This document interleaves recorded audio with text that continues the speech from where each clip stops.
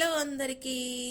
నాటి నేస్తాలు, మన చిన్ననాటి జ్ఞాపకాలు, మాటల్లో మమకారం, కథల్లో మనసు, కుటుంబ కథలకు స్వాగతం, సుస్వాగతం. మరి నా కథలు మీకు నచ్చినట్లయితే లైక్ చేసి సబ్స్క్రైబ్ చేసుకోగలరు.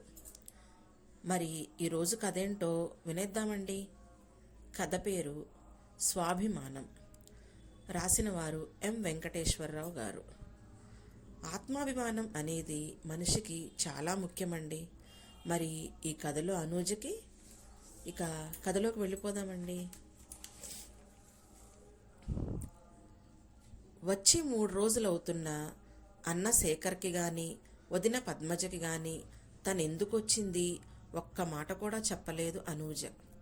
తనకి పెళ్ళై 3 ఏళ్ళయింది. భర్తతో కాకుండా ఇలా సడన్గా ఒక్కతే రావటం ఇదే మొదటిసారి. 4వ రోజు ఇక ఆగలేక, అను, వినయ్ ఎలా ఉన్నాడు అంది పద్మజ. ఆయనకేం మహారాజులా ఉన్నాడు అంది నిర్లక్ష్యంగా. రేపు ఆదివారమేగా, వినయ్ వస్తున్నాడా? వస్తాడో రాడో నాకు తెలియదు వదినా, ఫోన్ చేసి కనుక్కోవచ్చుగా. చేశాను, లిఫ్ట్ చేయట్లేదు, బిజీగా ఉన్నాడేమో.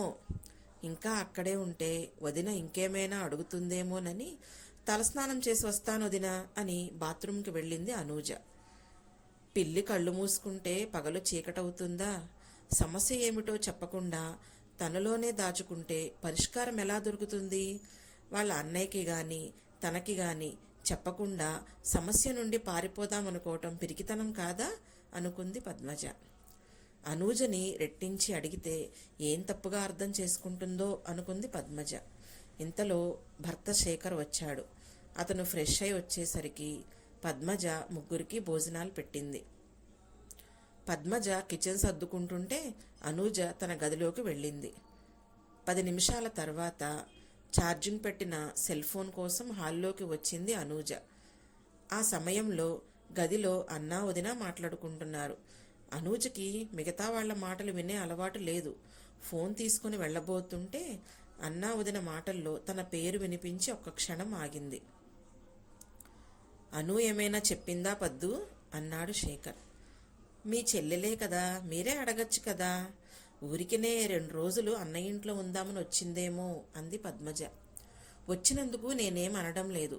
ఎప్పుడు గలగలా మాట్లాడే తను వచ్చిన దగ్గర నుంచి నీతో గాని నాతో గాని సరిగ్గా మాట్లాడటం లేదన్నదే నా బాధ. అనూజ చాలా సెన్సిటివ్. అయినా తనంతట తనేం చెప్తుంది? అలానే 3 రోజులు ఓపిక పట్టాను. నిన్ను కనుక్కోమంటే నువ్వు అడగటం లేదు. తన మౌనానికి కారణమేమిటో కనుక్కునే అవకాశమే అను ఇవ్వటం లేదు. ఏదో బాధపడుతుందనిపిస్తుంది. అందుకే ఇవాళ వినయ్కి ఫోన్ చేశాను. మాట్లాడా? ఇద్దరి మధ్య ఏదైనా గొడవ జరిగిందా? ఉత్సుకతతో అడిగింది పద్మజ. ఏదో గొడవ జరిగిందట. మాట అనుకొని చిలికి గాలివానలా మారి నువ్వంటే నువ్వనుకునే వరకు వెళ్ళిందట. ఇద్దరి మధ్య ఇగో తలెత్తటంతో వినయ్కి చెప్పకుండానే ఇంట్లో నుంచి వచ్చేసిందట. అనూజదే తప్పన్నట్టు అతను మాట్లాడాడు. ఇద్దరూ చాలా అన్యోన్యంగా ఉంటారు కదా, అసలు గొడవకి కారణమేమిటో? అతనికి బిజినెస్లో ఏదో నష్టం వచ్చిందట. ఆ చికాకుల్లో ఉన్నాడు. ఆ విసుగులో ఏదైనా అన్నాడేమో. అర్థం చేసుకోకుండా మాటకి మాట అనుకొని పంతాలకు పోతే ఎలా కుదురుతుంది చెప్పు? ఇప్పుడు ఏం చేద్దామంటారు? మనం ఏమీ తెలియనట్టే ఉందాం. రేపు అనూజని వినయ్ దగ్గరికి వెళ్ళమని చెప్పు, సమస్య అదే సర్దుకుంటుంది అన్నాడు శేఖర్. గది బయట నిలబడ్డ అనూజ మనసు విలవెల్లాడింది. ఏనాడు ఇలా మాట్లాడని అన్నయ్య తప్పంతా తనదే అన్నట్టు మాట్లాడటం నచ్చలేదు. పైగా రేపే వెళ్ళాలని చెప్తున్నాడు. నాకు 4 రోజులు అన్నయ్య ఇంట్లో ఉండే హక్కు లేదా అనుకుంటుంటే కళ్ళల్లో నీళ్లు తిరిగాయి. ఏంటి పద్దు మాట్లాడవు అన్నాడు శేఖర్. ఏం మాట్లాడను? అనుతో ఏమని చెప్పాలి, ఎలా చెప్పాలో అర్థం కావటం లేదు. సమస్య పెద్దది కాకముందే భర్త దగ్గరికి వెళ్ళమని చెప్పు. వెళ్ళమని నేనెలా చెప్పనండి? మనకి 2 ఆడపిల్లలు ఉన్నారన్న సంగతి మర్చిపోకండి. తను మీకు చెల్లెలు, ఈ ఇంటి ఆడపడచ్చు. ఏదో సమస్య వల్ల ఇక్కడికి వచ్చింది. అన్నయ్య దగ్గరికి రాకుండా మరెక్కడికి వెళుతుంది అంది పద్మజ. తనని రావద్దనో ఇంకెక్కడికో వెళ్ళమని నేను అనటం లేదు కదా. భర్తతో గొడవపడి ఇలా రావటం బాగోలేదు అంటున్నాను. చూడండి, మొదట్లో మనిద్దరం మాత్రం తగులాడుకోలేదా? నేను అలిగి మూతి బుయించుకొని కూర్చోలేదా? ఇవన్నీ మొగుడు పెళ్ళాల మధ్య సహజమే కదా, అవే సర్దుకుంటాయిలే అంది పద్మజ. నిజమే, కానీ మన తగాదాలు 4 గోడల మధ్యనే వచ్చి పోయాయి. ఇలా చుట్టుపక్కల వాళ్ళకి తెలిసి నలుగురు నవ్వుకునేలా ఏనాడు జరగలేదే. వినయ్ ముందు నిలబడటానికి కూడా అర్హత లేని వాళ్ళు వచ్చి అతనికి బుద్ధులు చెప్తుంటే అతనికి ఎలా ఉంటుందో చెప్పు. ఎంతసేపు పొరిగింట్లో ఏం జరుగుతుందో అని ఆరా తీయటం, ఉన్న విషయానికి చిలవల పలవలు కల్పించి నలుగురికి చెప్పటం కొంతమందికి అలవాటు. అలాంటి వాళ్ళని ఎక్కడ ఉంచాలో అక్కడే ఉంచాలి. అలాంటి గురివిందలు తమకు నలుపే లేదన్నట్టు మాట్లాడతారు. వాళ్ళ మాటల్ని పట్టించుకుంటే నష్టపోయేది మనమే కదా. నిజమే, ఇప్పుడేం చేద్దాం? కంగారు పడకండి, ప్రతి సమస్యకి ఓ పరిష్కారం ఉంటుంది. నెమ్మదిగా అనూజతో మాట్లాడదాం. తను మనసు కష్టపెట్టుకుని ఇక్కడికి వచ్చింది. తనని మనమే కదా అర్థం చేసుకోవాలి. వాళ్ళిద్దరి మధ్య ఏం జరిగిందో ఏమో తెలుసుకొని ఈ సమస్యకు పరిష్కారం చూపించే బాధ్యత మన ఇద్దరిది. తనకి మనం అన్నా వదిలం మాత్రమే కాదు, అమ్మా నాన్నల్లా కడుపులో పెట్టుకొని ఆదరించాల్సింది మనమే కదా అంది పద్మజ. గది బయట అనూజ మౌనంగా వింటుంది. పద్మజ మాట్లాడుతూ, కోర్టులో కూడా ఇరుపక్షాల వాదనలు విన్నాకే తీర్పు చెప్తారు. మీరు వినయ్ చెప్పిందే విని అనూజని తప్పని తీర్మానించటం సబబు కాదు. మగాళ్ళకే సమస్యలు, చికాకులు, బాధలు ఉంటాయా? అలాంటి సమయంలో వాళ్ళు ప్రదర్శించే కోపం, విసుగు భార్యలే భరించాలా? అనూజ కూడా ఎంఎస్సి వరకు చదువుకుంది. కార్పొరేట్ కాలేజీలో లెక్చరర్గా పనిచేస్తుంది. తనకి సమస్యలు, వర్క్ టెన్షన్లు ఉండవా? వాటిని తనే భరించాలా? ఇదెక్కడి న్యాయం అండి అంది పద్మజ. శేఖర్ మౌనంగా వింటున్నాడు. నేను మీ భార్యగా ఈ ఇంటికి వచ్చేసరికి అనూజ తల్లి లేని చిన్న పిల్లండి. ఇదే మన పిల్లలకి జరిగితే ఇలాగే అంటామా? రేపు ఆలోచించచ్చులే, పడుకోండి ఇంకా అంది పద్మజ తను పడుకుంటూ. గది బయట నిలబడ్డ అనూజ తన గదికి వెళ్ళి తలుపేసుకుంది. నిద్ర పట్టడం లేదు. ఆమె ఆత్మాభిమానం కళ్ళని తడిచేస్తుంటే మనసు గతంలోకి వెళ్ళింది. అనూజది యావరేజ్ అందమే, బుద్ధిశాలి. అణకువతో పాటు స్వాభిమానం కూడా ఎక్కువే. వ్యక్తిత్వంలో తనకు తానే సాటి అని ఖచ్చితంగా చెప్పచ్చు. వినయ్ చాలా తక్కువగా మాట్లాడతాడు. ఇంటెలిజెంట్. ఇంజనీరింగ్తో ఆగకుండా ఎంబీఏ కూడా చదివాడు. అనుకున్నది సాధించే వరకు నిద్రపోడు. అభ్యుదయ భావాలు కలిగిన ఉన్నత వ్యక్తిత్వం అతనిది. ఇలాంటి మనస్తత్వాలున్న వినయ్కి అనూజకి పెళ్లి కుదిరింది. ఆమె వ్యక్తిత్వానికి అతను ఫిదా అయితే అతని అందానికి, ఆశయాలకి అనూజ ఆకర్షితురాలైంది. తన ఏకైక చెల్లెలకి కట్నం ఇచ్చి ఘనంగా పెళ్లి చేయాలనుకున్నాడు శేఖర్. కట్నం సంగతి ప్రస్తావించగానే తను వరకట్నానికి వ్యతిరేకినంటూ అలాంటివేమీ వద్దన్నాడు వినయ్. పెళ్లి తర్వాత ఇద్దరి మధ్య చిగురించిన ప్రేమ ఒకరిని వదిలి ఒకళ్ళు ఉండలేనంతగా గాఢంగా పెనవేసుకుంది. అన్యోన్యతకి కేర్ ఆఫ్ అడ్రస్ వీళ్ళిద్దరే అన్నట్టు ఉండేవాళ్ళు. మొదటి పెళ్లి రోజు ఘనంగా జరుపుకున్నారు. 2 ఏళ్ల తర్వాత చేస్తున్న సాఫ్ట్వేర్ ఉద్యోగానికి రిజైన్ చేసి మరో పార్ట్నర్తో కలిసి స్టార్టప్ కంపెనీ మొదలుపెట్టాడు వినయ్. కొన్నాళ్లు బాగానే సాగింది. పార్ట్నర్ మోసం చేయటంతో అతడిని తొలగించాడు. కానీ ఆర్థిక ఇబ్బందులు తలెత్తాయి. డబ్బు కోసం ఏం చెయ్యాలో తోచలేదు. 2-3 ఫ్రెండ్స్ని అడిగాడు. ఎక్కడా వర్కౌట్ కాలేదు. అడిగిన వాళ్లలో ఒక ఫ్రెండ్ సుజిత్. వినయ్, నువ్వు కట్నం తీసుకోకుండా పెళ్లి చేసుకొని మంచివాడి అనిపించుకున్నావు. వాళ్ళని నువ్వు కట్నం అడగలేదు సరే, వాళ్ళంతట వాళ్లే ఇస్తామన్నా నువ్వు తీసుకోలేదు. దీనివల్ల నీకు ఒరిగిందేమిటి? ఆ డబ్బుంటే నీకు ఇప్పుడు కొంత ఉపయోగపడేది కదా. మీ బావమరిదిని ఇప్పుడు డబ్బు ఇవ్వమని అడుగు అని చెప్పిన మాటలతో వినయ్ ఒక్క క్షణం ఆలోచనలో పడ్డాడు. కానీ శేఖర్ని కట్నంగా డబ్బు అడగటానికి వినయ్ సంస్కారం అంగీకరించలేదు. అయితే ఒక పని చెయ్యి, కట్నంగా కాకపోతే ప్రస్తుతానికి అడ్జస్ట్ చేయమని అడుగు. నీ బిజినెస్ పికప్ అవగానే తిరిగి ఇస్తానని చెప్పు అన్నాడు. అదే రోజు బ్యాంకులో కట్టాల్సిన డబ్బు 2 రోజుల్లో కట్టాలని నోటీసులు రావటంతో వినయ్ చిరాగ్గా ఇంటికి వచ్చాడు.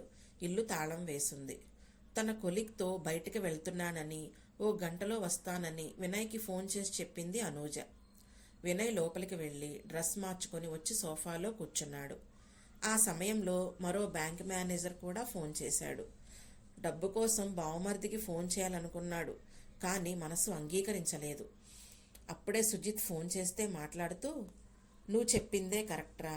పెద్ద త్యాగిలా నేనే ముందు చూపు లేకుండా కట్నం వద్దని శేఖర్ దగ్గర బింకాలు పోయాను. ఇప్పుడు ఆ డబ్బుంటే ఈ సమస్యలు కొంతవరకు తీరేవి. కట్నం వద్దన్న నా అభ్యుదయ భావాలు నన్నేం ఉద్ధరించాయి అంటుంటే అప్పుడే లోపలికి వచ్చిన అనూజ ఆ మాటల్ని వినింది. అనూజని చూసిన వినయ్ మాటలు ఆపేసి ఫోన్ కట్ చేశాడు. అతనికి ఎదురుగా వచ్చి కూర్చొని, ఓహో, కట్నం లేకుండా నన్ను పెళ్లి చేసుకోవడం వల్ల నీకు ఈరోజు కష్టాలు వచ్చాయా? మరి ఇన్నాళ్ళు రోజుకొకసారైనా నువ్వు నా ప్రేమదేవతవి, నిన్ను పెళ్లి చేసుకోవడం నా అదృష్టం, అది ఇది అని ఆకాశానికి ఎత్తేసావే అంటే అవన్నీ అబద్ధాలేనా? బిజినెస్లో ఎవరో మోసం చేస్తే నువ్వు నష్టపోయిన దానికి నేనెలా కారణమవుతానో అర్థం కావటం లేదు. చేసుకున్న భార్య దగ్గర నిజాయితీగా లేకుండా ఎవరో ఏదో చెప్పారని బయటపడబట్టి నీ ఆదర్శాల ఆంతర్యం బట్టబయలైంది. అన్నయ్య ఇస్తానన్నప్పుడు తీసుకోపోవటం తప్పైందా? అందుకని ఇప్పుడు కట్నం కావాలా అంది కోపంగా అనూజ. ఆహా, ఇప్పుడెందుకనవు?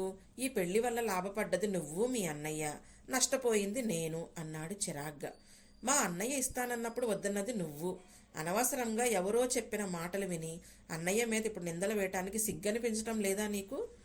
ఆ తర్వాత ఇద్దరి మధ్య మాటా పెరిగి అరుపులు మొదలయ్యాయి.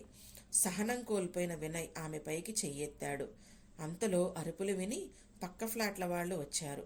ఆత్మాభిమానం దెబ్బతిన్న అనూజ సైలెంట్ అయిపోయి గదిలోకి వెళ్ళిపోయింది. పెళ్ళైన తర్వాత ఏనాడు ఎడబాటెరగని ఇద్దరు ఆ రాత్రి చెరువు గదిలో పడుకున్నారు. మర్నాడు ఉదయం వినయ్ నిద్ర లేవకముందే బయలుదేరి అన్నయ్య ఇంటికి వచ్చేసింది అనూజ. గతం నుండి వర్తమానంలోకి వచ్చిన అనూజ ఆలోచనలకు పులిస్టాప్ పెట్టి నిద్రను ఆహ్వానించింది. మరుసటి రోజు ఉదయం అన్నయ్య శేఖర్ ఆఫీస్కి వెళ్ళగానే పద్మజ అడగటానికి ముందే జరిగిందంతా చెప్పింది అనూజ. అంతా విన్నాక, నీ పరిస్థితి నాకు అర్థమైందను. భార్యాభర్తలిద్దరూ నువ్వా నేనా అనుకుంటూ గొడవ పడితే సమస్య పెద్దదవుతుందే తప్ప పరిష్కారం దొరకదు. ఒక చెయ్యి లేచినప్పుడు మరో చెయ్యి వెనక్కి తగ్గితేనే శబ్దం రాదు. అలా కాక రెండు చేతులు ఒకేసారి తలపడితే శబ్దం ఊరంతా వినిపిస్తుంది. ఒకటి అర్థం చేసుకోను, ఆడవాళ్ల కంటే మగవాళ్ళకి సహనం చాలా తక్కువ. అయిన దానికి కాని దానికి ఆవేశపడతారు, కోపం విసుగు ప్రదర్శిస్తారు. మనం అలా కాదు, సహనం శాంతం ఎక్కువ. అందుకే స్త్రీలని భూమాతతో పోలుస్తారు. మగవాళ్ల కోపం తగ్గాక నిదానంగా వాళ్ళకి అర్థమయ్యేలా వివరించి చెప్పాలి అంది పద్మజ. అదేం న్యాయం వదిన, జరిగిన దాంట్లో నా తప్పేముంది? భార్యాభర్తలు న్యాయాలు తర్కించుకుంటూ ఒకరిలో ఒకరు తప్పొప్పులు ఎంచుకుంటూ పోతే గౌరవం పక్కకు తప్పుకొని ఘర్షణలు పెరుగుతాయి. ఒక్కసారి ఆలోచించు, చిన్నప్పుడు మనం ఎన్ని తప్పులు చేసినా వాటిని నాన్న వరకు పోనివ్వకుండా మనం చెప్పేది ఓపిగ్గా విని తప్పొప్పులు తెలియచెప్పి సరిదిద్దేది అమ్మ. అలాగే మన ఇంటి సమస్యల్ని మనమే పరిష్కరించుకోవాలి. ఆవేశం తగ్గాక సహనంతో అనునయంగా చెప్తే ఏ భర్తైనా తప్పకుండా వింటాడు. పద్మజ మాటలు అనూజను మరింతగా ఆలోచింపచేశాయి. చూడు, వినయ్కి మీ అన్నయ్య కట్నం గురించి ఎన్నిసార్లు చెప్పినా ఒక్కసారి కూడా అతను అంగీకరించలేదు. నాకు కట్నం కంటే అనూజే ముఖ్యం అని నిన్ను పెళ్లి చేసుకున్నాడు. ఎప్పుడూ లేని విధంగా ఇప్పుడు ఇలా మాట్లాడాడంటే అతన్ని ఎవరో రెచ్చగొట్టి ఉంటారు, లేదా సమస్యలు అలా మాట్లాడించి ఉంటాయి. సహజంగా అతను అభ్యుదయ భావాలున్న వ్యక్తి. తప్పెక్కడో జరిగింది, తప్పెవరిలో ఉందో అతనికి తెలియదు. తెలియచెప్పాల్సిన బాధ్యత భార్యగా నీదే. వినయ్ బిజినెస్ చేసే తనొక్కడి కోసమే కాదుగా, నువ్వు బాగుండాలని, రేపు పుట్టబోయే పిల్లలకు మంచి జీవితం ఇవ్వాలనే కదా. పార్ట్నర్ మోసం చేయటం, నష్టపోవటం, ఆర్థిక ఇబ్బందులు ఏర్పడటం, వీటన్నిటితో చిరాగ్గా ఉన్న సమయంలో స్నేహితుడు చెప్పిన మాటలు అతనిపై ప్రభావం చూపించాయి. ఆ అసహనాన్ని నీ మీద చూపించేసరికి నువ్వు తగ్గకుండా మాటకు మాట ఎదురు చెప్పడంతో ఇద్దరి మధ్య ఇగో తలెత్తి పరిస్థితి ఇంతవరకు వచ్చింది. వంగని ఇనుము కంటే వంగే గుణం గల బంగారానికి విలువ ఎక్కువ. ఇద్దరిలో ఏ ఒక్కరికి ఇబ్బంది వచ్చినా అది మన ఇద్దరిది అనుకుని సహాయం చేసుకుంటూ సర్దుకుపోతే సమస్యలను మూడో కంటికి తెలియకుండా సాల్వ్ చేసుకోవచ్చు. నువ్వు నేను వేరు కాదన్న భరోసా ఒకరికొకరు ఇచ్చుకుంటే ఇలాంటి గొడవలు చాలా అల్పంగా కనిపిస్తాయి అంది పద్మజ. అప్పటి వరకు సహనంగా వదిన మాటలు వింటున్న అనూజకి కళ్ళు చెమ్మగిల్లాయి. సాయంత్రం అన్నయ్య రాగానే చెప్పి, నేను వినయ్ దగ్గరికి వెళతాను వదినా అంది. ఇది కరెక్ట్ అని ఆప్యాయంగా దగ్గరికి తీసుకుంది పద్మజ. అనూజ లేని 3 రాత్రులు 3 యుగాలుగా గడిపాడు వినయ్. మామూలుగా ప్రతిరోజు ఆఫీస్కి వెళ్ళాక పని బిజీలో అనూజ సంగతి మర్చిపోయేవాడు. ఫోన్ చెయ్యాలన్న సంగతి కూడా గుర్తుండేది కాదు. కానీ అనూజ అలా కాదు. మధ్యాహ్నం ఫోన్ చేసి వినయ్ భోంచేశావా అని ఆప్యాయంగా ప్రతిరోజు అడిగేది. కానీ ఇప్పుడు తన భావాలు ఆదర్శాలు అన్నీ గాలి కొదిలి ఎవరో చెప్పిన మాటలు విని సంస్కారం కోల్పోయినందుకు ఎంతో ఫీల్ అవుతున్నాడు. అనూజతో మాట్లాడి 72 గంటలు దాటింది. ఆపై ఆగలేకపోయాడు. ఆమెకి అలాగే ఉంటుందేమో అనుకున్నాడు. అనూజ మనసు అతనికి తెలుసు. ఈ గొడవలు ఇద్దరికీ గౌరవం కాదు, ఈ దూరం ఎవరికీ ఆనందం కాదు అనుకొని కారు తీసుకొని శేఖర్ ఇంటికి బయలుదేరుతుంటే ఫోన్ మోగింది. బిజినెస్ పార్ట్నర్ శ్రీకర్ ఫోన్ చేశాడు. వినయ్ని ఎక్కడికి వెళ్ళొద్దంటూ తను వచ్చి కలుస్తానని చెప్పాడు. అరగంటలో వచ్చేశాడు. వినయ్ని మోసం చేసినందుకు తనకు తగిన శాస్తి జరిగిందని, తన 7 ఏడాది కొడుకు అకస్మాత్తుగా మరణించాడని చెప్పి బిజినెస్లో తను వాడుకున్న డబ్బంతా తిరిగి వినయ్ బ్యాంక్ అకౌంట్లో జమ చేశానంటూ క్షమించమని అడిగి మరీ వెళ్ళిపోయాడు. ఇప్పుడు వినయ్ మనసు ఎంతో ప్రశాంతంగా ఉంది. వెంటనే అనూజకు ఫోన్ చేసి విషయం చెప్పాడు. సమస్యలు ఎదురైనప్పుడే స్థిరంగా నిలబడాలి. అలాంటిది నేను అంత సంస్కారహీనంగా ఎలా మాట్లాడానో తలచుకుంటేనే సిగ్గుగా ఉంది. దయచేసి నన్ను మన్నించు అని అడుగుతుంటే అతని గొంతు చీరపోయింది. అనూజది అదే పరిస్థితి. భర్త మాట వినేసరికి సంతోషంతో కళ్ళు తడిసి మాటలు రాలేదు. అను, నువ్వు అక్కడే ఉండు, నేను వచ్చి నేను తీసుకొచ్చుకుంటాను అన్నాడు. త్వరగా అంది ఉద్వేగంగా. సరిగ్గా అదే సమయంలో శేఖర్ ఇంటికి వచ్చాడు. అను, ఇదిగో ఇందులో డబ్బుంది, తీసుకెళ్లి వినయ్కి ఇవ్వు. ప్రస్తుతం అతనికి ఏవో ఇబ్బందులు ఉన్నాయట, దీనిని వాడుకోమని చెప్పు అని ఇవ్వబోతుంటే, వద్దన్నయ్యా, ఇప్పుడు తనకి డబ్బుతో అవసరం లేదు, తన సమస్య పరిష్కారం అయింది.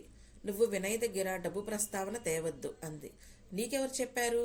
ఇప్పుడే ఫోన్ చేసి చెప్పాడు, నన్ను తీసుకెళ్ళటానికి వస్తున్నాడట అంది. మాటల్లోనే వినయ్ వచ్చాడు. శేఖర్ ఏం తెలియనట్టే ఊరుకున్నాడు. వినయ్ కూడా జరిగిన విషయం గురించి ఏమీ మాట్లాడలేదు. కాఫీ తాగాక అనూజ వినయ్తో వెళ్ళబోతూ పద్మజ దగ్గరకు వచ్చి, వెళ్ళొస్తా వదినా, థ్యాంక్ యూ అంది. ఆమెను దగ్గరగా తీసుకొని భార్యాభర్తలు ఒకరినొకరు అర్థం చేసుకొని కాస్త సర్దుబాటు ధోరణిని అలవర్చుకుంటే ఎలాంటి సమస్యలైనా సమసిపోతాయి. అయినా చదువుకున్న దానివి, నీకు ఇవన్నీ చెప్పాల్సిన అవసరం లేదు, సంతోషంగా వెళ్ళిరా అని ఇద్దరికీ చెయ్యూపింది పద్మజ సంతృప్తిగా. కథ మీకు నచ్చిందా అండి? నా కథ మీకు నచ్చినట్లయితే కామెంట్ చేయండి. మీ శాంతి.